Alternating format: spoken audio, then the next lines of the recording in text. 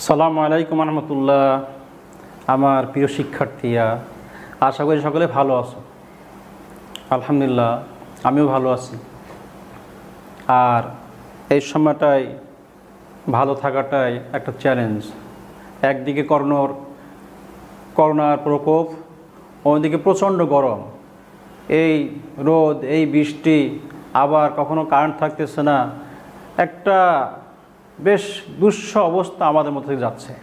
এর মাঝখান থেকে আমাদের লেখাপড়া, আমাদের প্রাত্যহিক কাজকর্ম এগুলোকে ঠিক রাখতে হবে। আর এই জন্যেই এত প্রতিকূলতার মাঝেও আমাদের কলেজে আসা, স্টুডিওতে হাজির হওয়া এবং তোমার জন্য কিছু বলা। তো অ্যাটেনশন প্লিজ। আজকে আমাদের আলোচনার বিষয় হলো চ্যাপ্টার 6, যেখানে আলোচনা হয়েছে relevant cost for decision making. Decision মেকিংয়ের জন্য রেলিভেন্ট কস্ট, প্রাসঙ্গিক খরচগুলো। Understand? For what? Decision making. Chapter কি? Relevant cost for decision making, right? তো ক্লাসে আমরা অনেক সময় বলে থাকি যে এক কথায় ম্যানেজমেন্টটা কি? এক কথায় management is decision making. Management হচ্ছে সিদ্ধান্ত গ্রহণ করা, সেই ডিসিশন মেকিং। এবং আমরা যখন এই ম্যানেজমেন্ট অ্যাকাউন্টিংয়ের সংজ্ঞা শিখেছি, সেখানে এই সংজ্ঞাগুলো আমার বেশ আলোচনা করেছি। আমি আজকে আবার সেগুলো নিয়ে আসছি। যেমন R.W. অ্যান্থনি ম্যানেজমেন্ট অ্যাকাউন্টিংকে উনি কীভাবে সংজ্ঞায়িত করেছেন দেখি। ম্যানেজমেন্ট অ্যাকাউন্টিং ইজ কনসার্ন, ব্যবস্থাপক হিসাব বিজ্ঞান জড়িত, সংযুক্ত কিসের সাথে? উইথ অ্যাকাউন্টিং ইনফরমেশান, হিসাব তথ্য, that is useful to management, যেটা ম্যানেজমেন্টের জন্য দরকার, ম্যানেজারিয়াল ফাংশন পারফর্ম করার জন্য যেটা দরকার, এটাই হলো ম্যানেজমেন্ট অ্যাকাউন্টিং। আচ্ছা, আরেক ভদ্রলোক, আমরা ওনার বই পড়েছি, I.M. পান্ডের বই, কমার্স ফ্যাকাল্টির ছেলেরা পড়ে নেয় এমন খুব কম পাওয়া যাবে। I.M. পান্ডে তো উনি কি বলতেছেন? The part of accounting system, accounting system যে পার্টটা, হুইচ, যা ফ্যাসিলিটেটস, সহযোগিতা করে, সুযোগ সৃষ্টি করে দেয় কিসের? The management process of decision making. Management decision making প্রসেসটা সহজ করে দেয় যে পার্টটা, ওটা হলো ম্যানেজমেন্ট অ্যাকাউন্টিং। তাহলে কি ছিল? Decision making. হ্যাঁ, সো আমাদের এখানে আলোচনার বিষয় হলো কোন বিষয়টা? Relevant cost for decision making. So আমরা তো পড়তেছি ম্যানেজমেন্ট অ্যাকাউন্টিং, তাই না? ম্যানেজমেন্ট অ্যাকাউন্টিং, ব্যবস্থাপনা হিসাব বিজ্ঞান। সংজ্ঞা শিখলাম আর প্রথম চ্যাপ্টারে, এর সুযোগ সুবিধা আওতা ইত্যাদি শিখলাম। সেকেন্ড চ্যাপ্টারে এসে আমরা দেখলাম কস্ট অ্যান্ড ইটস ক্লাসিফিকেশান। এখানে এসে আমাদের উদ্দেশ্য কি, সিলেবাসটা এবার সব উদ্দেশ্য কি? উদ্দেশ্য হলো কস্ট সম্পর্কে আমাদের সচেতন হওয়া। কারণটা কি? একটা ছোট্ট গল্প বলি। আমি যেহেতু ব্যবসার ছাত্র, কমার্সের ছাত্র, আমি প্রায় ব্যবসা বাণিজ্য সম্পর্কে খোঁজ খবর নেই। আমি তো ছোটো মানুষ, বড় ব্যবসায়ীদের কাছে হওয়ার সুযোগ খুব কম থাকে। ছোটোখাটো ব্যবসায় পাইলেই আমি তাদের সাথে যোগাযোগ করি, কথাবার্তা বলি। তা ছোটো থেকে বড় সবার এক কথায়, একটা সহজ কথা, যে কেনার উপরে ব্যবসা। তার মানে একটা প্রোডাক্ট যত কম খরচে কেনা যাবে, লাভ তত বেশি হবে। আবার কাস্টমারকে আবার কম দামে, লো প্রাইসে দেওয়া যাবে, এতে করে ওই ব্যবসায়ের কাস্টমার রিলেশন ভালো হবে, তার সুনাম বৃদ্ধি পাবে, তার বিক্রয় বৃদ্ধি পাবে ইত্যাদি। তাই বলে কি, স্যার এটা কেনার উপরে ব্যবসা, রিমেম্বার দ্যাট। তো এই জন্যেই এই কেনা অর্থাৎ কস্ট কত পড়ে, কস্ট কত কমানো যায়, কত মিনিমাইজ করা যায়, এটাই কিন্তু উদ্দেশ্য হলো একজন ব্যবসায়ীর, কস্ট কমা। আর এই কাজটা যে করে, যে দায়িত্বে আছে, ম্যানেজমেন্ট অ্যাকাউন্টেন্ট, ব্যবস্থা বিজ্ঞান হিসাব বিশারদ, যিনি ম্যানেজমেন্টের অ্যাকাউন্টের ডিসিশনটা সহজতা করে। আবার বলি, ম্যানেজমেন্ট অ্যাকাউন্টেন্টের কাজ হলো বিভিন্ন তথ্য দিয়ে ম্যানেজারকে ডিসিশন মেকিংয়ে সহজ করে দেয়, সুযোগ সৃষ্টি করে দেয়, তথ্য সরবরাহ করে। যাই হোক, আমরা সেদিকে আসতেছি। তো relevant cost for decision making, তাই আমরা সেকেন্ড চ্যাপ্টারে দেখছি কস্ট অ্যান্ড ইটস ক্লাসিফিকেশন, খরচ এবং বিভিন্ন ধরনের খরচ দেখছি। এবং সেখানে আমাদের কী কাজ ছিল, সেখানে আমরা দেখেছি আমরা প্রথমেই কস্ট অফ গুডস সোল্ড, আমাদের যে ব্যবসা করব, মুনাফা নেব, তার বিষয়টা কী ছিল, বিষয়টা ওটাই ছিল। হ্যাঁ, একজন ব্যবসায়ী বাজারে পণ্য উঠায় বিক্রয় করে, এরপরে হিসাব করে বিক্রয় হলো কত, 100 টাকা, সেল বিক্রয় 100 টাকা, কত কস্ট, কত খরচ গেল, 80 টাকা, লাভ হলো কত, 20 টাকা। এই তো sales minus cost equal to revenue, profit. এটা তো আমাদের মূল প্রতিপাদ্য বিষয়, তাই না? তো যে কারণে কস্ট যদি যত মিনিমাইজ হবে, আরেকজন ব্যবসায়ী ওই একই পণ্য তার কস্ট পড়ছে 70 টাকা, তাহলে তার লাভ হলো কত, 30 টাকা, সেই গেনার হয়ে গেল না? এই জন্যে প্রথমে আমরা কস্ট সম্পর্কে জানলাম। এবং সেখানে আমরা কি শিখছি, সেখানে আমরা শিখছি কোনটা প্রাইম কস্ট, কোনটা এরকম লেবার কস্ট, হ্যাঁ, কোন কস্ট অফ গুডস সোল্ড বের করছি। আর মূল ছিল আমাদের কস্ট অফ গুডস সোল্ড, যে জিনিসটা আমরা সেল করলাম, তার বিক্রি করলাম, তার কস্ট কত। কারণ কস্ট যত মিনিমাইজ হবে, প্রফিট তত বেশি হবে। তাহলে আমরা সেকেন্ড চ্যাপ্টার কি দেখেছি, সেকেন্ড চ্যাপ্টার আমরা শিখছি সেখানে আমরা যে কস্ট বের করা এবং প্রফিট বের করা। এই জন্য আমরা কী করেছি, একটা কস্ট শিট করছি, যা দিয়ে হচ্ছে কস্ট অফ গুডস সোল্ড। এরপরে এই কস্ট অফ গুডস সোল্ড নিয়ে আমরা ইনকাম এস্টিমেট করেছি। এই হলো আমাদের সেকেন্ড চ্যাপ্টার মূল প্রতিপাদ্য বিষয় ছিল। এবার আসলাম থার্ড চ্যাপ্টার, সেটা কী ছিল, variable cost and absorption cost. উৎপাদন ব্যয় নির্ণয়ের জন্য, ওই যে বললাম ব্যয় কত কমানো যায়, হাউ টু কস্ট মিনিমাইজ। এই জন্যে উৎপাদন ব্যয় এটা নিয়ন্ত্রণের জন্য সেখানে আমরা দেখছি যে ভেরিয়েবল কস্টিং, আবার অ্যাবজর্পশন কস্টিং। সেখানে দেখছি আমরা যে বিষয়গুলো আমাদের কাছে ফুটে উঠছে, যে যেমন একটা প্রোডাক্টের পার ইউনিট কস্ট ভেরিয়েবল কস্টিংয়ে একরকম, অ্যাবজর্পশন কস্টিংয়ে আরেক রকম। এবং উভয় ক্ষেত্রে দেখা যাচ্ছে অপারেশন প্রফিট কম আর বেশি হচ্ছে। এবং কেন কম বেশি হচ্ছে আমরা আবার সে ব্যাপারে কিন্তু কি করতেছি, রিকনসাইল করতেছি, স্টেটমেন্ট দিচ্ছি কেন কম বেশি হলো, রাইট? তাহলে আমরা এই থার্ড চ্যাপ্টারে আলোচনা করেছি ভেরিয়েবল কস্টিং সিস্টেম এবং কি বলে আপনার অ্যাবজর্পশন কস্টিংয়ে আলোচনা করেছি, রাইট? এরপরে আমরা যেটা আলোচনা করছি CVP relationship, cost volume profit relationship নিয়ে আলোচনা করছি। সেখানে আমরা দেখছি যে আমাদের ভলিউমের চেঞ্জের কারণে প্রফিট কীরকম চেঞ্জ হচ্ছে, সেল কীরকম চেঞ্জ হচ্ছে, এগুলো আমরা দেখছি। সেখানে আমরা দেখছি ব্রেক ইভেন পয়েন্ট বাইর করছি, এগুলো আমরা করছি, রাইট? তাহলে আমরা কিন্তু রীতিমতো কস্টের সাথে জড়িতই আছি, খরচ জড়িত আছি, কস্ট ভলিউম প্রফিট রিলেশনশিপ। এটা শেষ করেই আমরা এখন আলোচনার বিষয় নিচ্ছে আমাদের relevant cost for decision making. তাহলে আমরা সেকেন্ড চ্যাপ্টারেও শিখছি কস্ট সম্পর্কে, থার্ড চ্যাপ্টারে আমরা এরকম সেখানেও ভেরিয়েবল কস্ট, ওটাকে আবার একটু স্পেসিফাই করে ভেরিয়েবল কস্ট অ্যাবজর্পশন কস্ট সেখানে আলোচনা করা হয়েছে। এবং ফোর্থ চ্যাপ্টারে, দ্যাট ইজ ফিফথ চ্যাপ্টারে আমরা শিখছি কস্ট ভলিউম প্রফিট রিলেশনশিপ, কস্টের সাথে ভলিউমের প্রফিটের কি সম্পর্ক আমরা সেখানে এই বিচার করেছি এবং সেখানে আমরা ব্রেক ইভেন পয়েন্ট বের করছি। এবার আসছে যে ম্যানেজমেন্ট অ্যাকাউন্ট যে ডিসিশন মেকিং, এই ডিসিশন মেকিং হবে কিসের উপরে, অনলি টু রেলিভেন্ট কস্টের উপরে। ইরেলিভেন্ট কস্টটাকে আমরা ইগনোর করব, এটাকে আমরা ধরবো না। সেই জন্যেই ওই যে সঠিক সিদ্ধান্ত নেওয়ার জন্যই কিন্তু আমাদেরকে রিলেভেন্ট কস্ট পড়তে হবে, শিখতে হবে কোনটা রিলেভেন্ট কোনটা ইররিলেভেন্ট। সো আজকে আমাদের চ্যাপ্টার ছিল relevant cost for decision making.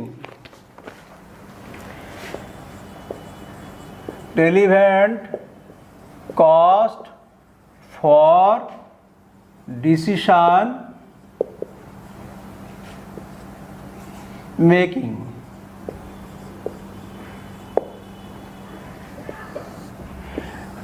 Decision making relevant cost, right, এই চ্যাপ্টারে।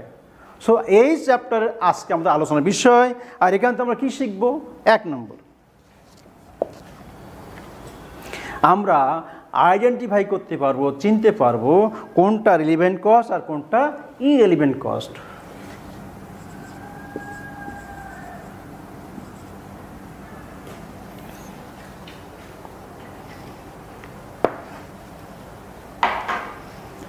We shall able to identify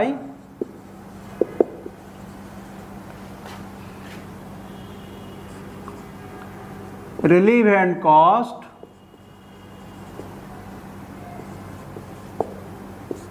and irrelevant cost.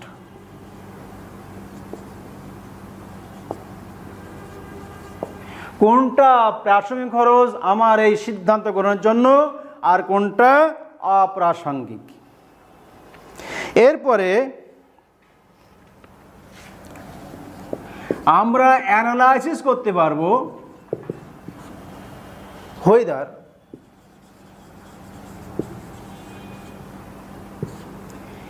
a product make or buy। একটা প্রোডাক্ট আমি প্রডিউস করব, তৈরি করব, নাকি ক্রয় করে নেব, রাইট। প্রায় 15-20 বছর হয়ে গেল, একবার আমার সাথে দেখা হলো একজন ছোট্ট ব্যবসায়ীর সাথে, ক্ষুদে ব্যবসায়ী, বয়স হবে কম, খুব বেশ হলে 18 থেকে 20 বছর।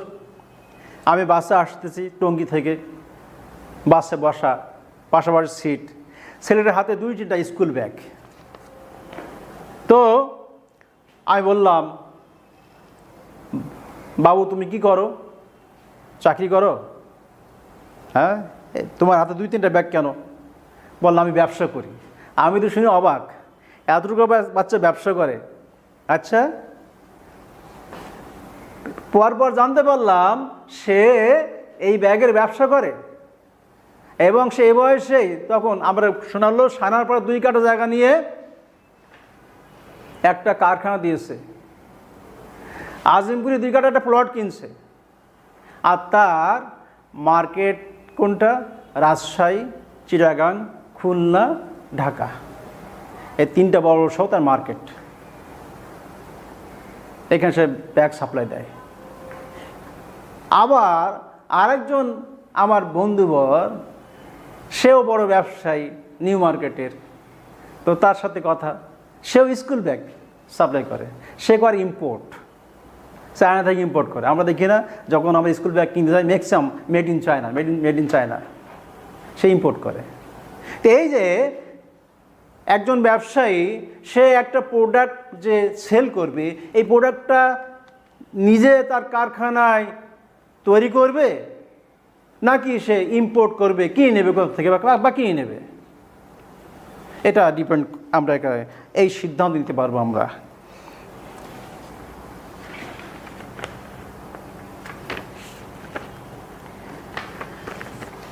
এরপরে একটা অর্ডার, একটা proposal, whether we can accept or not. Analysis for কি জন্যে? whether a special order, whether a special order.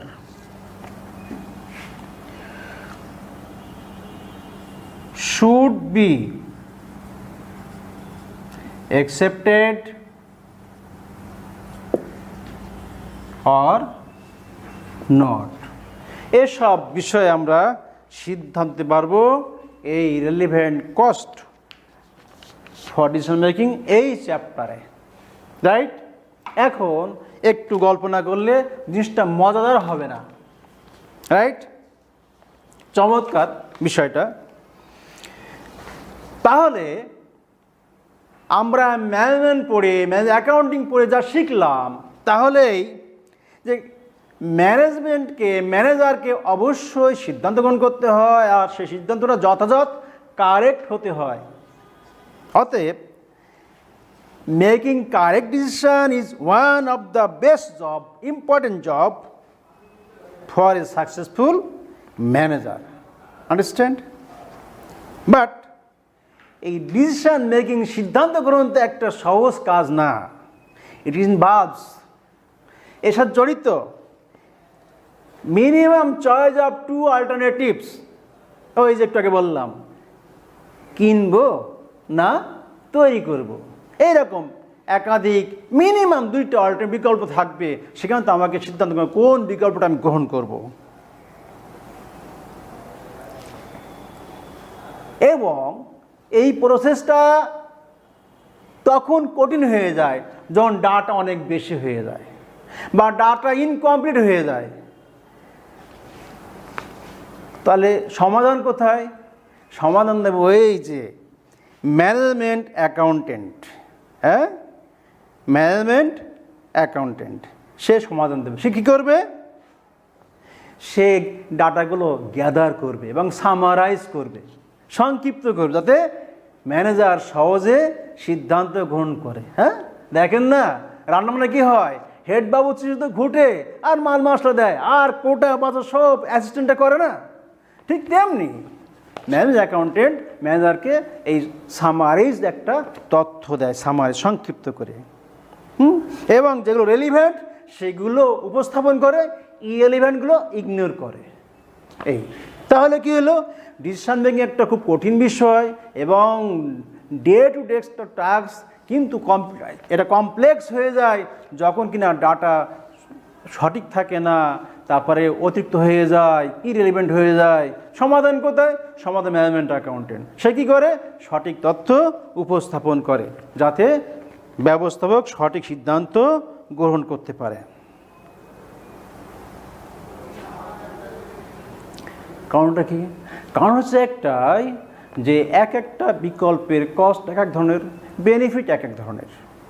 এই যে মাল্টি বিষয়গুলো সামনে চলে আসতেছে, এখান থেকে আমাকে বেস্ট অফ দি টাস্ক আমাকে অ্যাকসেপ্ট করতে হবে, এটাই একটা জটিল বিষয়।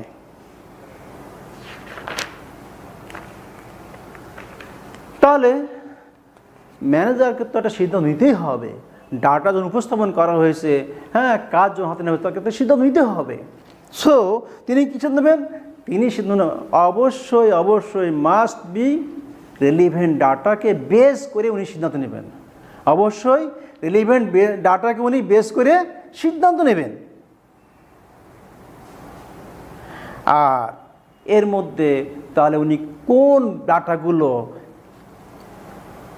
এমফেসিস দেবেন, জোর দিবেন, হ্যাঁ, যেটা কি না future cost R revenue.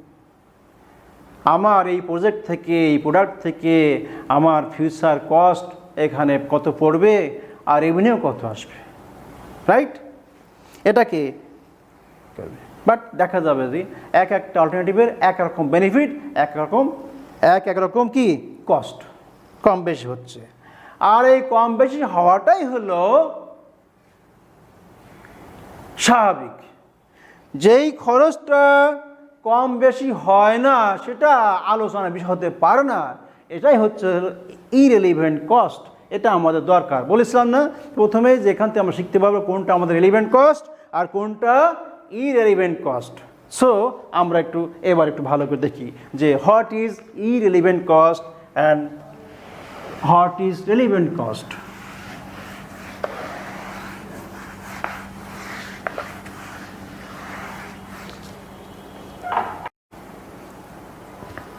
Okay,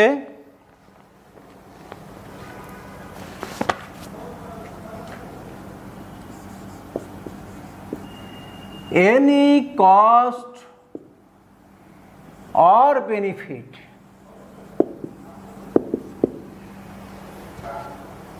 that does not differ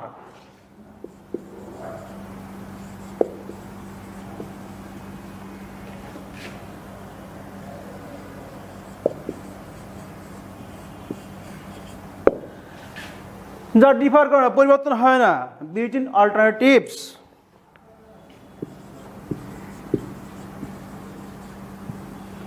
alternatives বিকল্প সমূহে ইজ irrelevant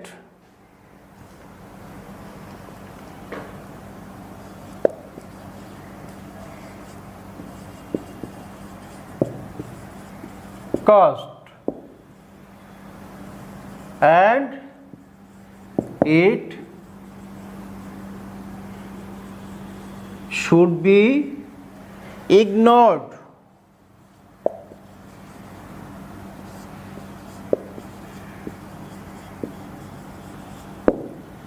এই তাহলে যেটা আমাদের এই অধ্যায়ের প্রথম শিক্ষণীয় বিষয় ছিল যে আমরা কোনটা রিলেভেন্ট কস্ট আর কোনটা ইররিলেভেন্ট কস্ট দেখব, সেটা একটা কিন্তু পেয়ে গেলাম যে ইররিলেভেন্ট ওটাই যা কিনা আমাদের যেসব বিকল্প নিয়ে আমরা সিদ্ধান্ত গ্রহণ করতেছি সেই বিকল্প সময়ের মধ্যে কি করে any cost or benefit that does not differ, পরিবর্তন হয় না, সেম সেম থাকে, কাছাকাছি হয়, বিটুইন অল্টারনেটিভস, আমার দুইটা বিকল্প থাক আর তিনটা বিকল্প থাক তাদের মধ্যে ডিফার করতেছে না, ইজ রেলিভেন্ট কস্ট, সেটাই হলো ইররিলেভেন্ট কস্ট এবং এটা শুড বি ইগনোরড, এটা বাদ দেওয়া যায়, এটা আমি আলোচনায় নিয়ে আসবো না। নেক্সট,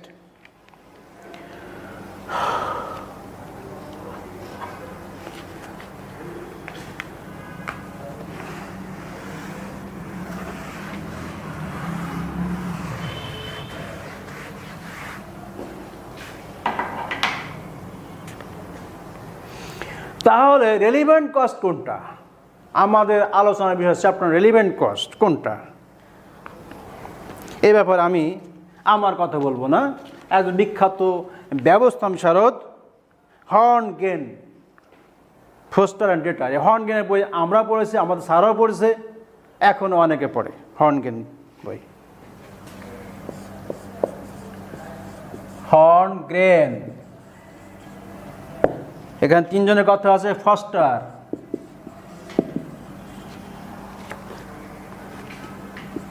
অ্যান্ড ডেটার,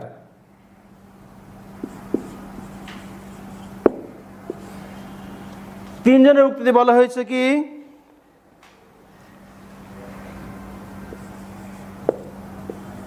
রেলিভেন্ট কস্ট আর দোজ, ওগুলোই আমাদের রেলিভেন্ট কস্ট, প্রাসঙ্গিক খরচ, expected future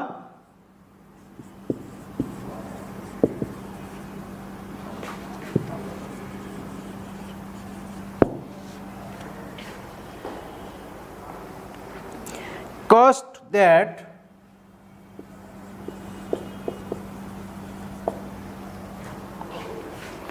differ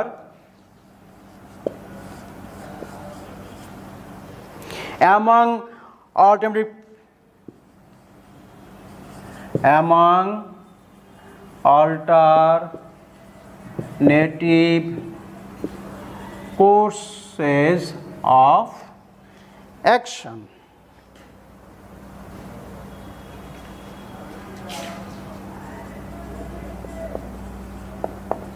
right, relevant cost সম্পর্কে ওনারাই বলতেছেন কি রিলেভেন্ট কস্ট আর দোজ সেগুলোই যাকে এক্সপেক্টেড ফিউচার কস্ট, যেগুলো ভবিষ্যতে খরচ হতে পারে, দ্যাট ডিফার, যেগুলো পরিবর্তন হয় একটা থেকে আরেকটা, কখন among alternative course of actions, হ্যাঁ, বা কোর্সেস অফ অ্যাকশন, বিকল্প অ্যাকশনের মধ্যে বিকল্প কোর্সের মধ্যে ডিফার করে। তাহলে আজকের ক্লাসে আমরা জানলাম আমাদের কোনটা রিলেভেন্ট কস্ট আর কোনটা ইররিলেভেন্ট কস্ট।